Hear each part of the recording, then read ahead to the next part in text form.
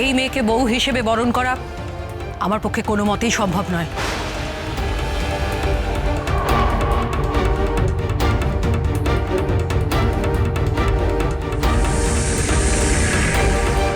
কি বলছো মা? তুমি তোমার ছেলের বউকে বরণ করবে না? না, এই বিয়ে আমি কিছুতেই মানি না। তাই এই বউকে বরণ করে ঘরে তোলা আমার পক্ষে সম্ভব নয়। যে মেয়ের কোনো কুল গোত্র জানা নেই তাকে তুই বাড়ির বউ করে এনে ঘরে তুলবি, আর আমাকে সেটা মেনে নিতে হবে? না, এটা তো কিছুতেই হতে পারে না।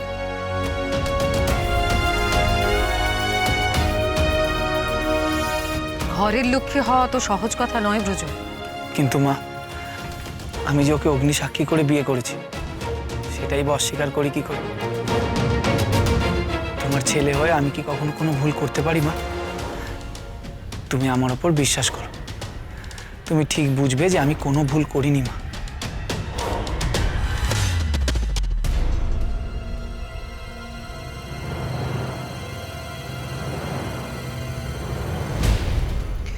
ভুল ঠিক আমি জানি না ব্রজ। এই বিয়ে তুমি আমার মত নিয়ে করনি, আর তোমার বাবা মশাইও আমাকে আগে থেকে এই বিয়ে সম্পর্কে কিছুই জানায়নি। তাই এই বিয়ের দায় দায়িত্ব কিন্তু আমার নয়। হ্যাঁ, এই বাড়িতে অনেক আত্মীয় স্বজন উপস্থিত রয়েছেন, চাইলে তারা নতুন বউকে বরণ করতে পারেন, কিন্তু আমি এই নতুন বউকে বরণ করে ঘরে তুলতে পারবো না। আমি ওই বউয়ের মুখ পর্যন্ত দেখতে চাই না।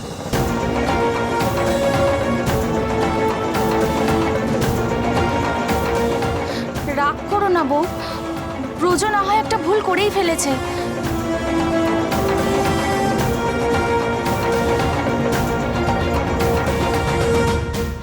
মা, অনেক দিন পর আবার এই চরণে ঠাঁই পেতে চলেছি। আমি জানি আমার পরিচয় জানলে আপনি আমায় বুকে জড়িয়ে ধরবেন।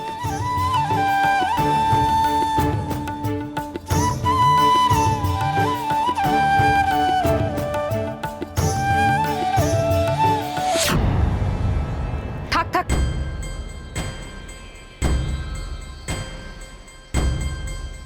অনেক হয়েছে। আমার পা ছুঁয়ে এভাবে প্রণাম করতে হবে না।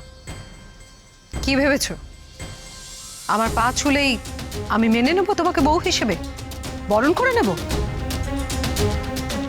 বাহ, এই বউ তো দেখছি বশ করার সব রকম গুণই আয়ত্ত করে এনেছে।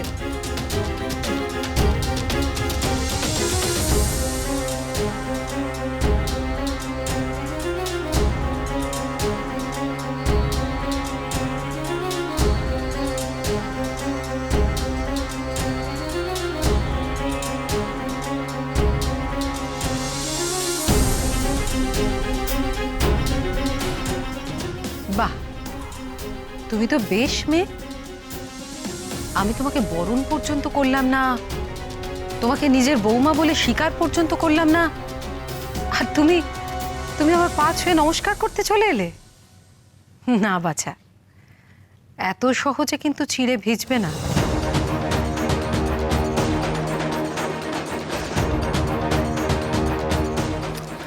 আরে আরে আরে গিন্নি, করছো কি? চললে কোথায়? শোনো আমার কথাটা, শোনো গিন্নি, আমার কথাটা শোনো। শোনো, চলে যাও না।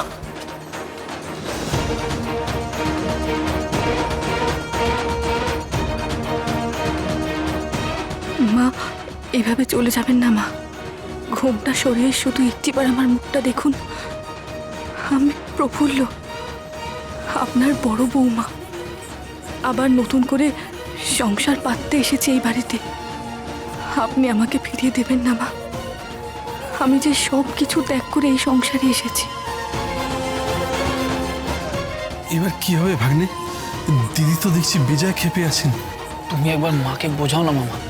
আমি জানি যে মায়ের অভিমান একটু পরেই মুছে যাবে। তুমি তো একবার চেষ্টা করে দেখো না। বলছো?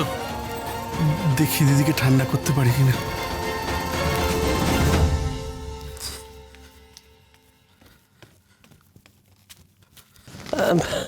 হ্যাঁ রে, ও ছোট নাথবু, তোর সতীন কোথায় রে? ওই মেজ সতীন নয়ন কোথায়?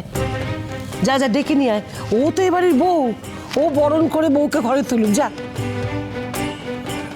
সে রাগ করে ঘরে খিল দিয়েছে। আমার কি সাধ্য তাকে ডাকার? তাছাড়া আমার ডাকতে বই গেছে। ও বউকে বরণ করা হলো কি হলো না তাতে আমার কি? তোমার নাতি কি আমাকে জিজ্ঞেস করে আমার সতীন আনতে গেছিল?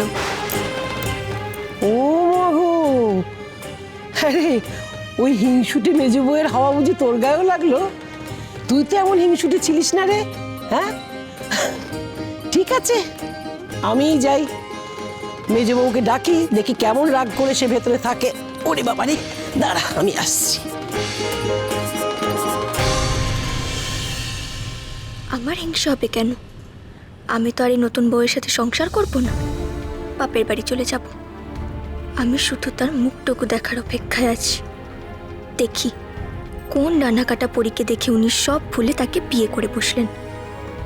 আমার অবাক লাগছে, প্রফুল্ল দিদি এখন কোথায়? সে কি করে এই বিয়ে মেনে নিল?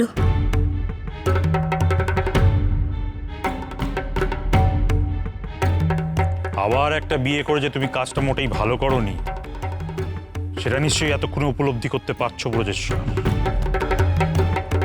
দেখো তোমার গর্ভধারিণী মা পর্যন্ত তোমার উপর কতটা বিরূপ হয়েছে। তোমার কাছ থেকে এতটা দায়িত্ব জ্ঞানহীনের মতো কাজ আমি আশা করিনি বাবা। আপনি ভুল করছেন, আমি কোনো ভুল করিনি, আর সেটা আমার মাও বুঝতে পারবেন।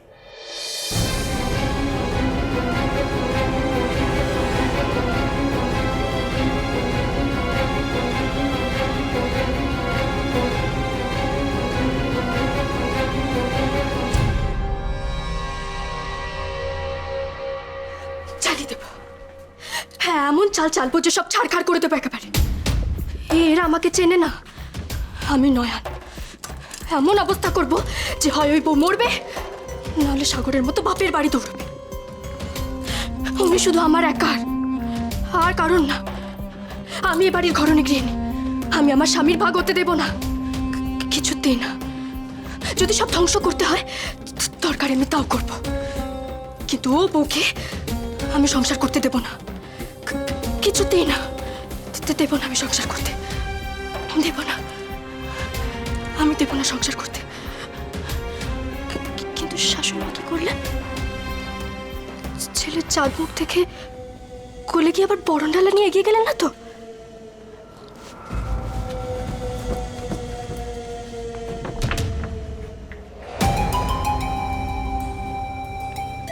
না, সাপ পাচ্ছে না, উলুধ্বনিও হচ্ছে না, তার মানে বরণ হচ্ছে না।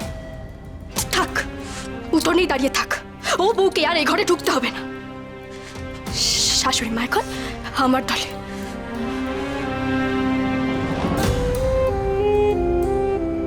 কিন্তু আমার ওই মানুষটাই বা কেমন পারা গো? জানা নেই শোনা নেই কাকে না কাকে বিয়ে করে নিয়ে চলে এলো। আমার মুখটা তো একবারও মনে পড়লো না। আমার ভালোবাসার কোনোই দাম নেই তার কাছে। আমার কি সর্বনাশ হলো গো, আমার কি সর্বনাশ হলো। আমার আরেকটা সতীন আসছে গো, এবার আমার কি হবে?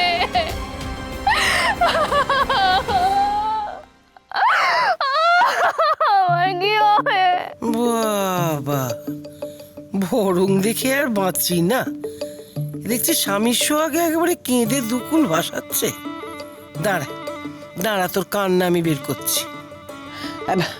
ওরে ও কুন্দ, ওরে ও পোড়ার মুখী কুন্দ, তোরা সব গেলি কোথায় রে? নতুন বউকে বরণ করবি না? আহা গো, কি রূপ বউয়ের!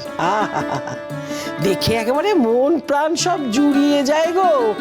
আমার গলা না? আরে আমি যদি এরকম সতীন হতুম তাহলে ওই নতুন সতীনকে চোখে চোখে রাখতুম, কিন্তু এখানে তো দেখছি সবই উল্টো ব্যাপার। পুরনো সতীনরা সব দরজা বন্ধ করে কেঁদে কেঁদে মরছে। আর এই নতুন সতীন তার রূপ দিয়ে আমার দাদু ভাইয়ের মন ভোলাবে, সংসারের মন ভোলাবে না। যদ্দূর মনে হয় এই ব্রজর মন থেকে এবার পুরনো দুটো বউ একেবারেই মুছে যাবে গো। কি কপাল, কি কপাল!